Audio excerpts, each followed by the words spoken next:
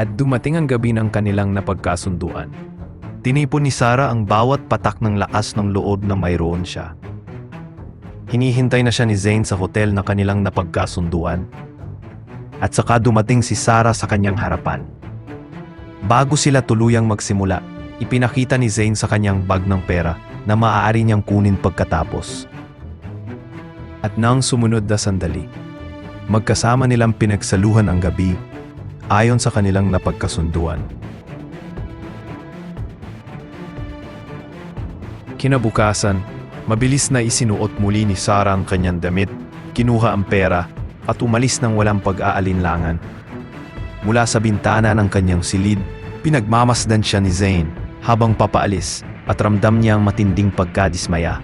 Akala niya ay iba siya, ngunit sa huli, nagpadala rin siya sa pera.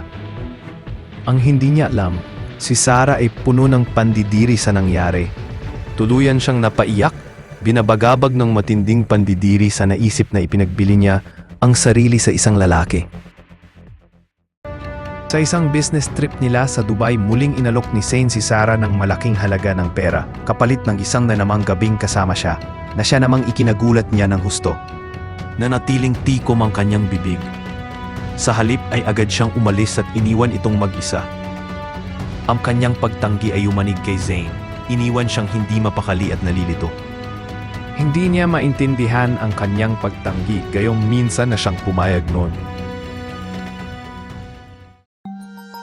Isang araw, si Zane kasama ang kanyang business partner at pamilya ay sumama sa isang charity visit sa mismong ospital kung saan nagpapagamot ang anak ni Sarah.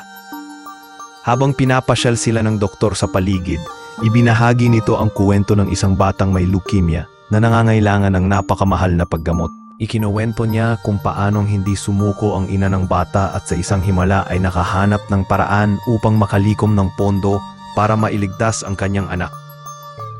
Habang nagsasalita ang doktor, nasa silid laruan si Sarah at masayang nakikipaglaro sa mga bata. Buong pagmamalaki siyang itinuro ng doktor at ibinida na siya ang ina ng batang iyon.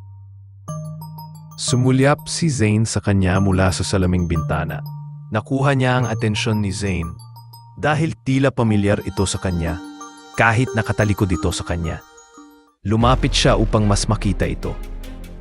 Nang lumingon siya at ngumiti ng banayad, tuluyang natulala si Zane sa hindi inaasahang nakita. Isang bugso ng emosyon ang bumalot kay Zane.